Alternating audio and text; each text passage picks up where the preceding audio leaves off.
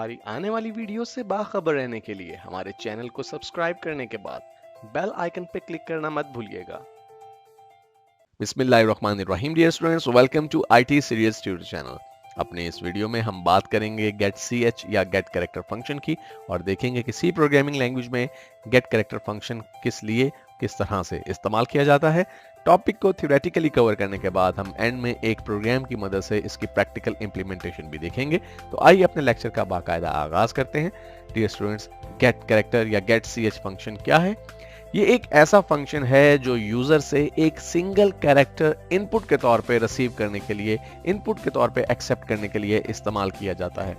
अगर आप इस फंक्शन को अपने प्रोग्राम में शामिल करना चाहें तो ये जरूरी होगा कि आप अपने प्रोग्राम में conio.header या console input output header file को भी शामिल करें, क्योंकि इस फंक्शन की डिटेल्स, इसकी वर्किंग की डिटेल्स conio.header फाइल में मौजूद हैं। डियर स्टूडेंट्स, इस फंक्शन की खासियत यह है कि जब ये फंक्शन एग्जीक्यूट होता है तो ये वेट करता है कि यूजर की तरफ से कीबोर्ड पे कोई भी की प्रेस की जाए, और जो ही यूजर कोई भी की प्रेस करता है उसी की को ये फंक्शन इनपुट एक्सेप्ट कर लेता है। यूजर को की प्रेस करने के बाद एंटर की प्रेस करने की जरूरत नहीं पड़ती। इस फंक्शन को यूज करते हुए जब आप एक सिंगल कैरेक्टर इनपुट के तौर पे एक्सेप्ट करते हैं तो यूजर जो की प्रेस करता है अपने कीबोर्ड पे, वो की स्क्रीन पर अपीयर नहीं होती, नजर नहीं आती।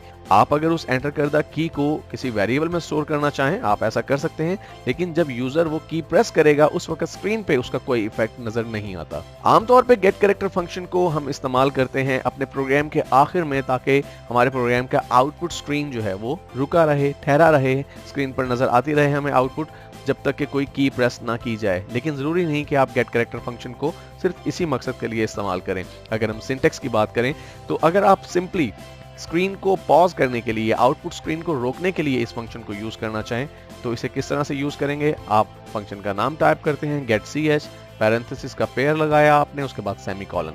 लेकिन अगर आप इस फंक्शन की मदद से यूजर की तरफ से इनपुट करदा कैरेक्टर को किसी वेरिएबल में स्टोर करना चाहें तो वो भी बहुत आसान है। आप सिंपली वेरिएबल का नाम लिखेंगे, इज इक्वल टू का साइन लगाएंगे और उसके बाद गेट ch फंक्शन टाइप करने के बाद पैरेंथेसिस का पेयर और सेमीकोलन। इससे होगा ये कि यूं ही यूजर कोई की प्रेस करेगा वो की फौरी तौर पे उस वेरिएबल में स्टोर हो जाएगी जो कि इक्वल साइन के लेफ्ट साइड पर मौजूद होगा। तो डियर स्टूडेंट्स, आइए अब एक प्रोग्राम की मदद से हम गेट कैरेक्टर फंक्शन की प्रैक्टिकल डिमॉन्स्ट्रेशन देखते हैं। तो डियर स्टूडेंट्स, जैसा कि आप स्क्रीन पर देख सकते हैं एक प्रोग्राम मैंने पहले से टाइप और सेव करके रखा हुआ है, और इस प्रोग्राम में मैंने सिंपली किया ये है कि एक वेरिएबल डिक्लेयर किया है जो कि 4 टाइप वेरिएबल है और उसका नाम C है, और उसके बाद हमने क्लियर स्क्रीन फंक्शन का इस्तेमाल किया है। मैंने यहाँ पे यूजर को प्रॉम्प्ट किया है कि enter a character. Printf function की मदद से मैंने यूजर को ये मैसेज प्रोवाइड किया।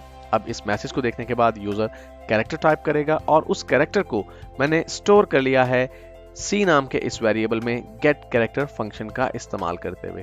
उसके बाद मैंने प्रिंटफ फंक्शन का दोबारा इस्तेमाल किया और शुरू में ही \n का इस्तेमाल किया। इसका मतलब ये कि जो मेरा ये मैसेज टाइप होगा वो नेक्स्ट लाइन के ऊपर आएगा यू एंटर्ड। अब यूजर ने जो भी कैरेक्टर प्रेस किया होगा वो हमारे पास स्क्रीन पर इस मैसेज के साथ अपीयर हो जाएगा, क्योंकि मैंने फॉर्मेट स्पेसिफायर C का इस्तेमाल किया है। जैसा कि हम देख सकते हैं कि हमने यहाँ पे जो वेरिएबल यूज किया है वो 4 टाइप है, तो इसके लिए फॉर्मेट स्पेसिफायर C का ही इस्तेमाल किया जाता है। और अपनी कंट्रोल स्ट्रिंग के बाहर मैंने आर्गुमेंट लिस्ट में उस वेरिएबल का नाम भी मेंशन कर दिया कॉमा के बाद। इसके बाद मैंने एंड में दोबारा से गेट कैरेक्टर फंक्शन का इस्तेमाल किया है, और एक्चुअली ये वो इस्तेमाल है जो अब तक हम तमाम प्रोग्राम्स के अंदर करते हैं, क्योंकि इसी फंक्शन की वजह से, इस तरह से इसे यूज करने की वजह से हमारी जो आउटपुट स्क्रीन है वो हमारे पास स्टे करती है जब तक कि हम कोई कैरेक्टर प्रेस नहीं करते।